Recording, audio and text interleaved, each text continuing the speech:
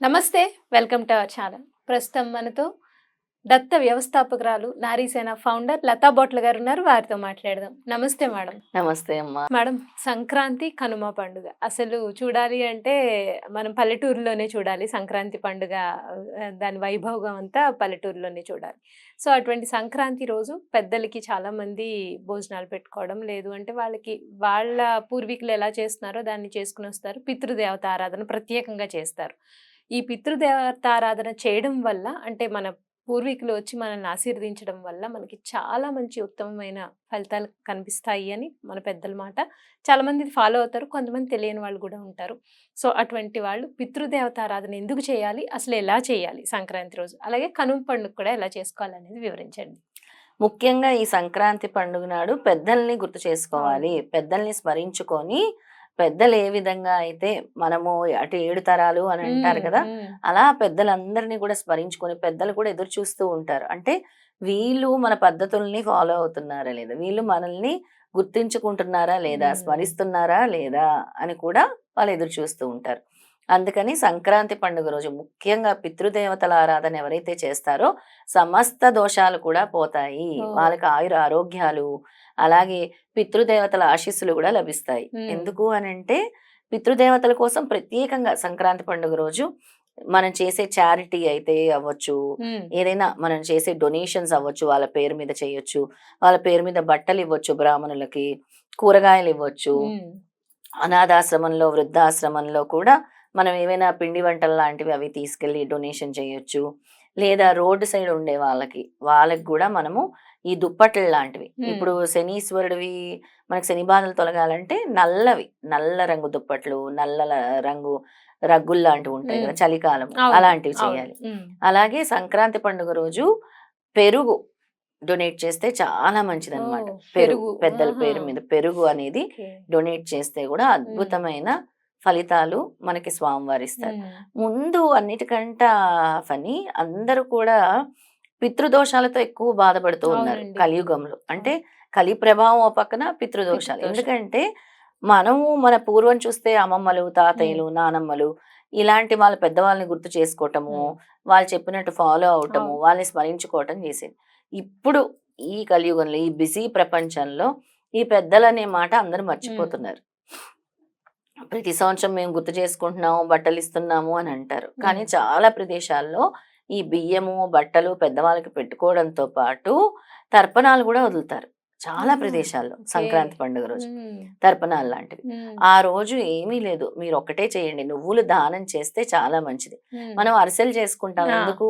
బియ్యపిండి తడిపిండి చేసి, బెల్లం అవును. వేసి, నువ్వులేసి నువ్వులేసి అరిసెలు. చేస్తాం ఈ గదండీ! అవును. చలికాలానికి హ్మ్. ఈ అరిసెలు, బెల్లం అంటే బెల్లంతో చేస్తాం గాబట్టి, ఈ అవును. అరిసెలనేది మెయిన్ ఇంపార్టెంట్ రెసిపీగా హ్మ్. మనం తింటాం. హ్మ్. అలాగే మనం పక్కింటి వాళ్ళకి గూడా స్వీట్సు, హాట్సు ఇస్తాం. పంచుతూ ఉంటాం. అవును. వాళ్ళిచ్చినా మనం తీసుకుంటాం. తీసుకుంటాం. ఈ పండుగ యొక్క సారాంశం ఏంటంటే కలిసిమెలిసి ఉండాలి, పెద్దల్ని తలుచుకోవాలి. హ్మ్.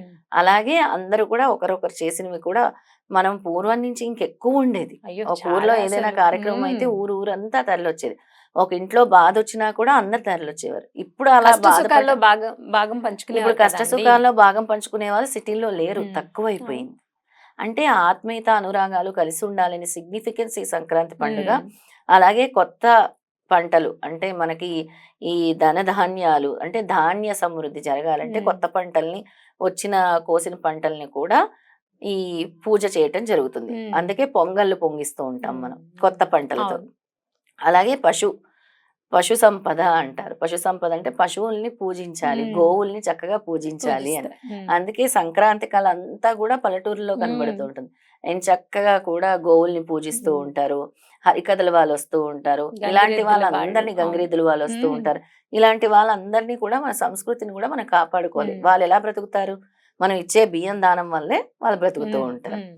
ఇలాంటి దాన ధర్మాలనేవి ఎక్కువ చేయాలి సంక్రాంతి పండుగ అవును. రోజు. మీరేమీ చేయలేకపోతే మీరొండిన అన్నంలో హ్మ్. కొద్దిగా నల్ల నువ్వులు వేసేసి, దాన్ని ఆ రోజు మేడ మీద చక్కగా వాటిని ఒక ఉండలుగా చేసి, మీ పెద్దల్ని తలుచుకొని కాకులకి పెట్టండి. హ్మ్. చాలా మంచిది. అంటే హ్మ్. మీరు పిండ తర్పణాలు వదలలేరు, ఇవన్నీ చేయలేరు అవును. అన్నప్పుడు. హ్మ్. అలాగే ఆ రోజు ఉదయాన్నే సూర్యభగవానుడికి చక్కగా స్నానం చేసుకొని ఆర్ఘ్యం వదలండి. అందులో మీరు ఒక రాగి పాత్రలో కొద్దిగా నీరు, కొద్దిగా బెల్లము వేసి, ఇంకొంచెం బెల్లం పసుపు, వేయాలా కుంకుమ అండి? బెల్లపు పొడి, అదే బెల్లపు కొంచెం పొడి బెల్లం లాంటిది వేయాలి. వేసి, హ్మ్. పసుపు, కుంకుమ, అక్షింతలు వేసి సూర్య భగవానుడికి ఆర్ఘ్యం వదలండి. ఓం సూర్యాయ నమః అని. హ్మ్. ఎవరైతే ఎవ్వరైనా సరే, ఎందుకు అంటే సూర్యరశ్మి తాకిన వారు ఆరోగ్యవంతులుగా ఉంటారు. హ్మ్. అవును. ఆ రోజు సూర్యుడికి ఆర్ఘ్యం వదిలి, ఈ సంవత్సరం అంతా బావుండాలి, పాడి పంటలు బాగా పండాలి, పశు సంపద చక్కగా ఉండాలి, పశువులు చక్కగా ఉండాలి అని అందరూ గూడా నమస్కారం చేసుకోవాలి. హ్మ్. ఆ విధంగా సూర్యారాధన, సంక్రాంతి పండుగ రోజు సూర్యారాధన, ఈశ్వరారాధన, విష్ణు ఆరాధన, లక్ష్మీదేవి ఆరాధన కూడా చేస్తే హ్మ్. మంచి ఉత్తమ ఫలితాలొస్తాయి ఆ హ్మ్. రోజు. తప్పకుండా కొత్త బట్టలనేవి ఏమి తెచ్చుకున్నా కూడా ముందు పెద్దలకి పెట్టి, హ్మ్. సమర్పించి, తర్వాతే మీరు కొత్త బట్టలు హ్మ్. ధరించాలి. హ్మ్. పెద్దల్ని స్మరించకుండా, పెద్దలకి పెట్టకుండా ఇలాంటివేమీ కూడా మీరు వేసుకోవటం అది చేయకూడదు. అవును. రైట్. ఇక కనుమ పండుగ విషయానికొస్తే చెప్పండి మేడం? కనుమ పండగకి మనం అంతా కూడా చేస్తూ ఉంటాం. హ్మ్. ఎలాంటి ముగ్గేస్తాం? రథం ముగ్గు వేసుకుంటాం అవును. ఇంటి ముందు. ముఖ్యమైంది ముగ్గు కూడా.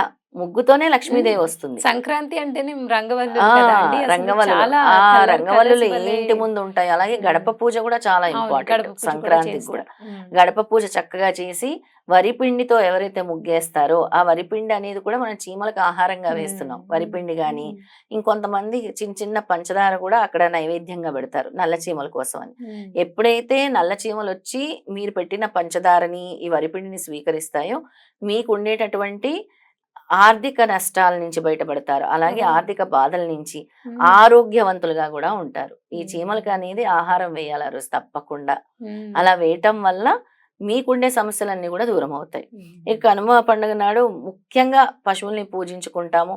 అలాగే చాలా చోట్ల పందాలవుతూ ఉంటాయి. హ్మ్. అలాగే ఎడ్ల బళ్ళ ఇది కూడా అవుతూ హ్మ్. ఉంటుంది. ఆ హ్మ్. పందాలు కూడా అవుతుంటాయి. కోళ్ళ నైవేద్యాలు కూడా పెడతారు పందాలవుతుంటాయి. కదండీ కొంతమంది. ఆ!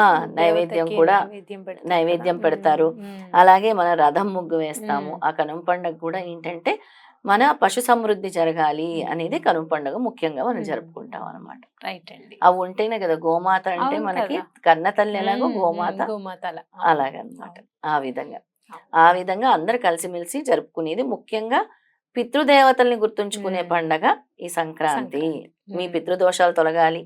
మీకు ఎటువంటి సమస్యలు తొలగాలన్నా ఆ రోజు పితృదేవతల్ని స్మరించుకోండి. వాళ్ళ పేరు మీద డొనేషన్స్, చారిటీ లాంటివి చేయండి. మీకు తగిన రీతిలోనే చేయండి. హ్మ్. లేదు సూర్యగ్రహము అనుకూలించాలి అనంటే మీరు గోధుమలు గాని, బెల్లం గాని గుడుల్లో దానాలివ్వండి. హ్మ్. అలాగే శని భగవానుడు కరుణించాలి మీకు. హ్మ్. ఈ సంవత్సరం అంతా మీకు శని బాధ నుంచి తప్పించుకోవాలి అనంటే నల్ల నువ్వులు దానమిస్తే ఆ రోజు చాలా మంచిది. హ్మ్.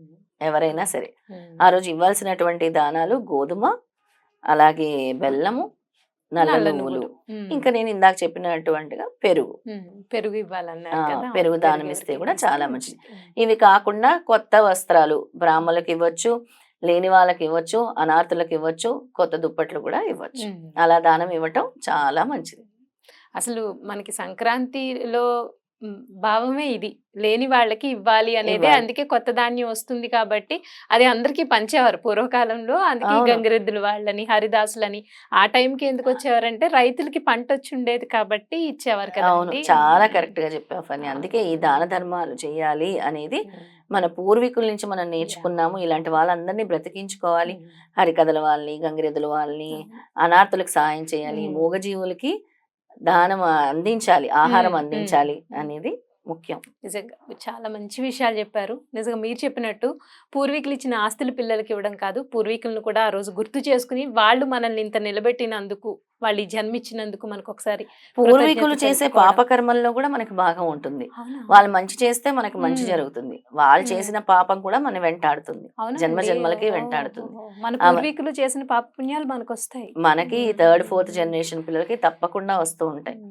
అందుకే తల్లిదండ్రులు చేసిన మంచి హ్మ్. పిల్లలకొస్తుంది అని హ్మ్. చెప్తూ ఉంటారు. అంటారు. కరెక్ట్. తల్లిదండ్రులు ఏ విధంగా అయితే మంచి కర్మ చేస్తారో పిల్లలకి కూడా మంచి కర్మ వెళ్తుందనమాట. హ్మ్. వాళ్ళు చేసిన చెడు కర్మ మళ్ళీ పిల్లలకి వెళ్తుంది. పిల్లలకి. ఆ సఫరింగ్ దాన్నే కర్మ అంటారు. హ్మ్.